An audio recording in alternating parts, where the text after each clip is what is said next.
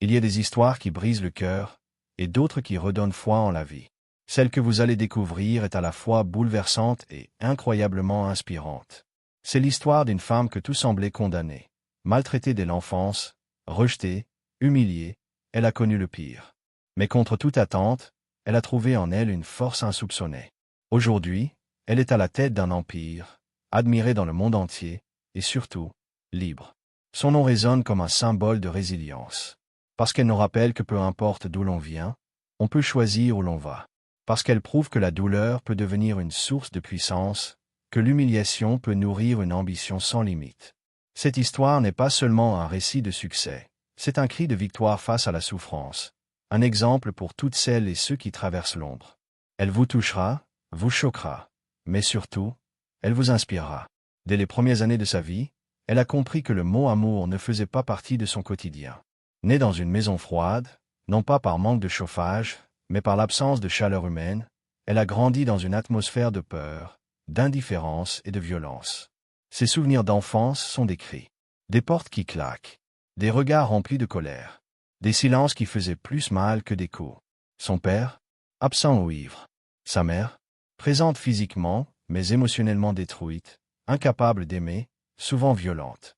Dès l'âge de 5 ans, elle apprit à se cacher sous son lit au moindre bruit suspect.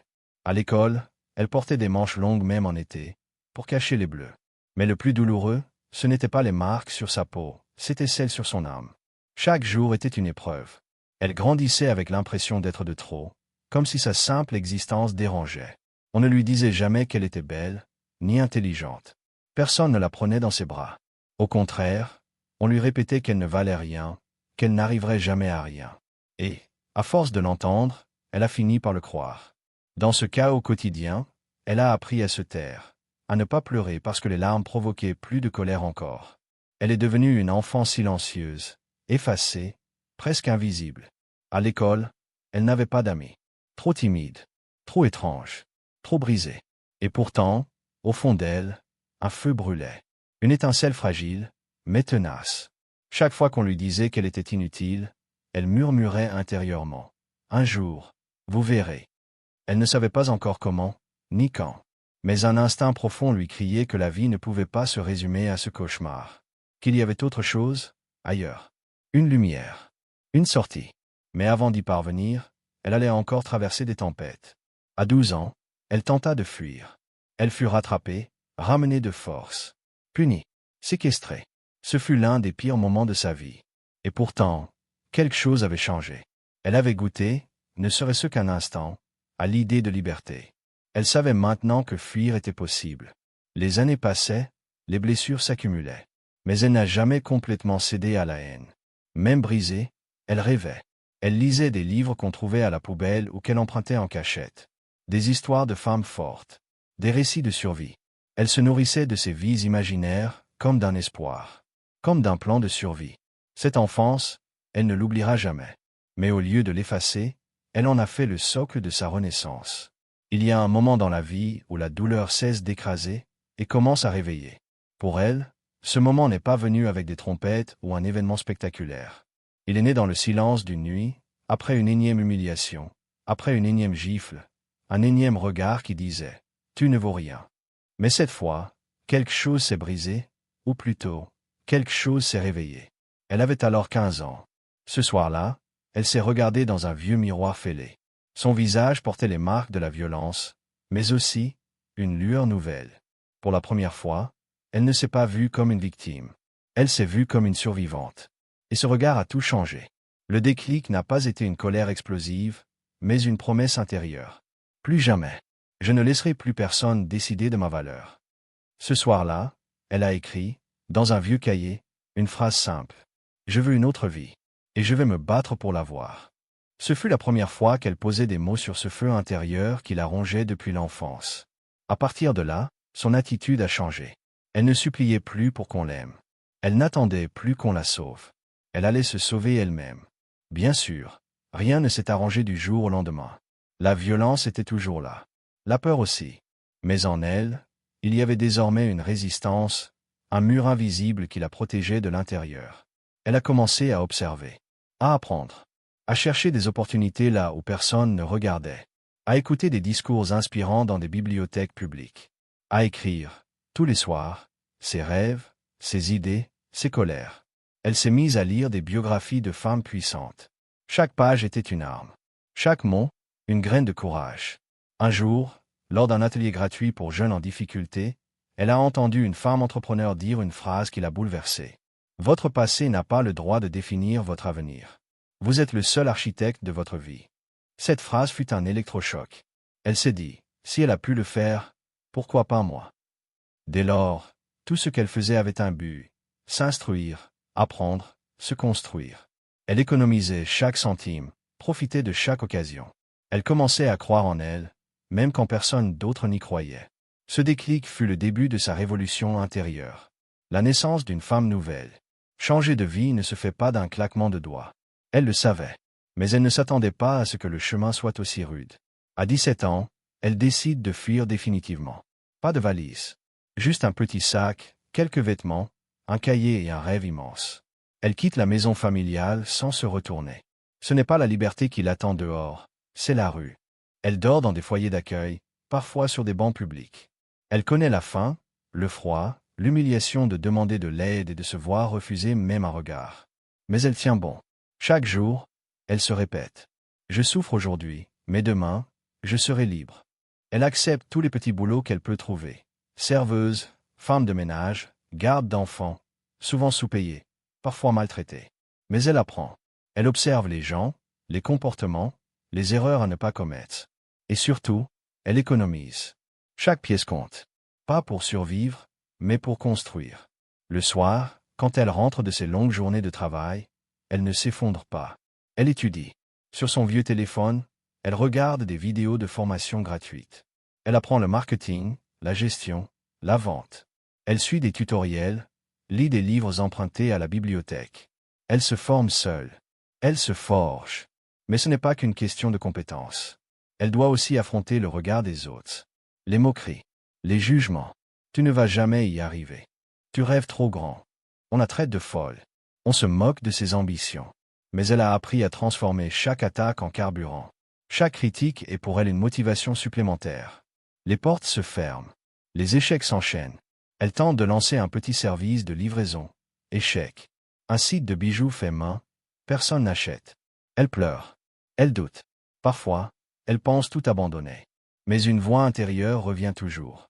Tu n'as pas traversé tout ça pour échouer maintenant. Elle recommence. Encore. Et encore. Jusqu'au jour où quelque chose fonctionne. Un jour, elle vend un produit digital, un simple guide qu'elle avait rédigé sur comment trouver des petits revenus en ligne. Ce n'était pas grand-chose, mais c'était la preuve qu'elle pouvait créer de la valeur. C'était le premier euro qu'elle ne devait à personne. À partir de là, une nouvelle étape s'amorce. La galère n'est pas finie, mais elle a prouvé à elle-même que c'était possible. Les débuts ont été douloureux, injustes, solitaires, mais ils ont forgé une mentalité à toute épreuve. C'est dans la boue qu'elle a construit les fondations de son empire. C'est dans la douleur qu'est née sa détermination la plus pure.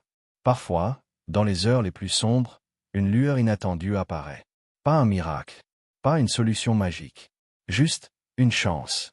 Et encore faut-il être prêt à la saisir. Pour elle, cette lumière est arrivée un soir, presque par hasard. Un client fidèle d'un petit café où elle travaillait comme serveuse venait souvent avec son ordinateur, toujours en train de discuter affaires au téléphone. Un jour, il oublie un carnet. Par réflexe, elle le rattrape dans la rue et lui rend. Impressionné par son honnêteté, il lui pose une question simple. « Tu fais quoi en dehors de ce boulot? Tu veux rester ici toute ta vie ?» Elle le regarde, surprise, un peu méfiante. Mais au lieu de répondre avec gêne, elle ose dire la vérité. « J'apprends. Je veux créer ma propre entreprise un jour. » Il sourit.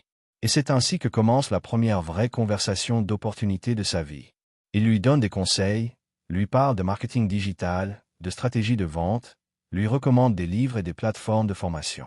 Ce n'est pas un homme riche ou célèbre, mais il est expérimenté. Et surtout, il croit en elle. C'est la première fois que quelqu'un qu'elle ne connaît pas croit sincèrement en son potentiel. Cette rencontre n'a pas tout changé, mais elle a ouvert une porte. Elle s'y engouffre. Elle applique les conseils. Elle structure son apprentissage. Elle choisit un domaine qu'elle aime, la mode éthique. Avec ses économies, elle lance une micromarque en ligne, avec des vêtements recyclés, cousu à la main le soir après le travail. Elle fait tout toute seule. Les modèles, le site, les photos, la communication. C'est imparfait, mais authentique. Elle partage son histoire sur les réseaux sociaux, sans filtre, avec courage. Et petit à petit, des gens commencent à s'intéresser à ce qu'elle fait. Pas parce que c'est tendance, mais parce qu'elle est vraie. Parce que ses vêtements ont une âme, comme elle. Un influenceur éthique partage sa page. Puis un article local parle d'elle. Ancienne sans-abri devenue entrepreneur. Son projet inspire. Les ventes augmentent. Un peu. Puis beaucoup. Elle engage une couturière, puis deux. Elle apprend à déléguer, à gérer. Elle fait des erreurs, mais elle avance. Ce n'est plus une survivante. C'est une bâtisseuse. Et tout a commencé par cette lumière, une parole bienveillante, une main tendue. Mais surtout, sa capacité à la saisir et à la transformer en feu intérieur. Ce chapitre marque un tournant. La douleur est toujours là, mais elle ne domine plus. Désormais, l'espoir grandit. Le rêve prend forme. Tout ce qu'elle avait enduré, toutes ces nuits blanches, ces humiliations, ces larmes, prenait enfin un sens. Elle était en train de réussir. Mais ce n'était pas un conte de fées. C'était une montée abrupte, rapide, et chaque étape demandait lucidité, courage et résilience. Après les premières ventes encourageantes de sa marque éthique, elle décide d'investir tout ce qu'elle a. Pas pour s'acheter du confort, non, mais pour professionnaliser sa structure. Elle loue un petit local, embauche une équipe, automatise certaines tâches. Elle passe de 10 commandes par mois à 5 cents, puis 1000.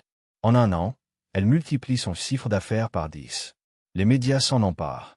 On parle de « miracle entrepreneurial ». Mais ce n'est pas un miracle. C'est le fruit de ces années de douleur transformées en puissance.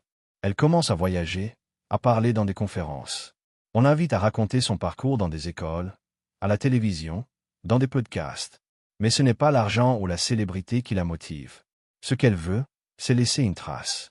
Montrer qu'il est possible de sortir de l'enfer et de bâtir un empire avec des cendres. Elle réinvestit dans l'humain. Elle crée un programme de formation pour jeunes femmes issues de milieux précaires. Elle offre des stages, des mentorats. Chaque fois qu'elle regarde une fille perdue dans la foule, elle voit en elle l'enfant qu'elle a été. Et elle se jure de ne jamais oublier d'où elle vient. Les chiffres explosent. Son entreprise devient l'une des marques éthiques les plus influentes du pays, puis du continent. Des célébrités portent ses créations. Des investisseurs la sollicitent. Elle refuse plusieurs offres de rachat pour rester fidèle à sa vision.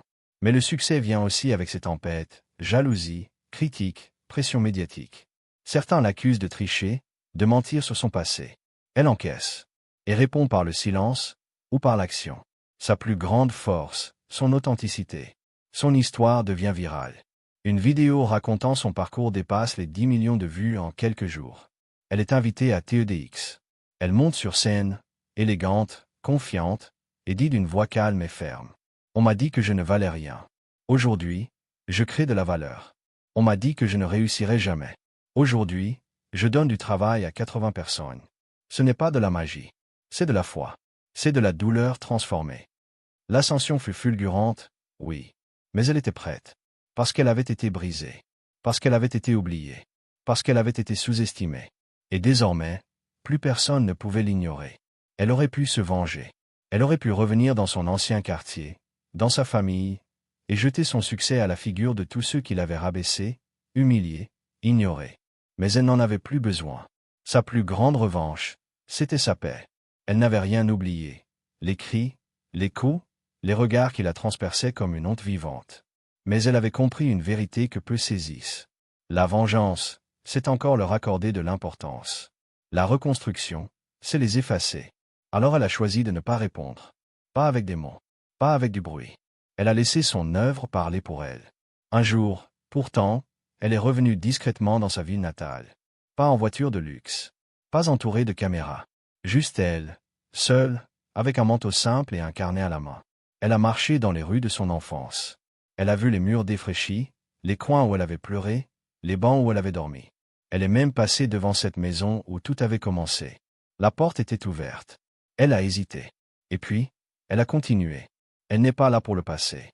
Elle est là pour offrir un futur à ceux qui n'en ont pas. Ce jour-là, elle annonce l'ouverture d'un centre d'accueil et de formation pour jeunes filles battues et abandonnées. Un lieu pour guérir, se reconstruire, se former, créer. Elle l'a appelée la maison du renouveau. Sans caméra, sans médias, juste avec une équipe dévouée. C'était sa façon à elle de redonner. Pas pour se faire voir, mais pour libérer d'autres prisonnières silencieuses. Et pendant que certains parlent encore d'elle dans des dîners mondains ou la jalousent sur les réseaux, elle bâtit, elle enseigne, elle élève. Sa revanche ne s'est pas faite dans le bruit, mais dans l'impact. Pas dans la rancune, mais dans l'élégance de la réussite. Elle ne cherche pas à rabaisser ceux qui l'ont détruite. Elle cherche à élever ceux qui lui ressemblent. Et c'est ainsi qu'elle est devenue bien plus qu'une milliardaire. Elle est devenue un symbole, une force tranquille, une lumière pour les oubliés. Aujourd'hui, quand elle prend la parole, elle n'a pas besoin de parler fort. Son regard parle pour elle. Il dit, « J'ai traversé l'enfer. Et j'ai construit mon paradis avec ses cendres. » Mais elle ne veut pas qu'on la considère comme une exception. Elle veut que chaque personne qui souffre sache que la lumière existe, qu'on peut tomber 1000 fois et se relever 1001. Alors, lorsqu'on lui demande, « Quel est le secret de ta réussite ?» Elle ne parle pas de stratégie, de business plan, de levée de fonds. Elle répond simplement, « J'ai choisi de ne pas mourir quand tout m'y poussait. J'ai choisi de croire en moi, même quand personne ne le faisait. Et surtout, j'ai appris à transformer la douleur en feu, à faire de mes blessures des ailes. » Elle raconte à celles qui veulent abandonner que leur souffrance n'est pas une fin, mais un matériau brut, un carburant. Elle dit aux enfants brisés qu'ils ne sont pas seuls, qu'il existe une autre vie, loin du chaos, loin des cris. Et elle répète sans relâche, « Ce que tu vis aujourd'hui ne définit pas qui tu seras demain. Ce n'est pas l'argent qui l'a rendue puissante. C'est sa capacité à survivre sans se détruire, à rêver sans fuir la réalité, à aimer, encore, malgré tout. » Et à chaque fois qu'on lui rappelle son statut de milliardaire, elle sourit doucement et répond, « Ma richesse, ce n'est pas ce que j'ai. C'est ce que j'ai construit à partir de rien. C'est le silence qui ne me fait plus peur. C'est la paix que j'ai gagnée sans guerre. » Elle n'est plus une victime. Elle n'est plus une survivante. Elle est une source, un modèle, une inspiration vivante. Et pour ceux qui lisent ou entendent son histoire, il ne reste plus d'excuses. Car elle l'a prouvé.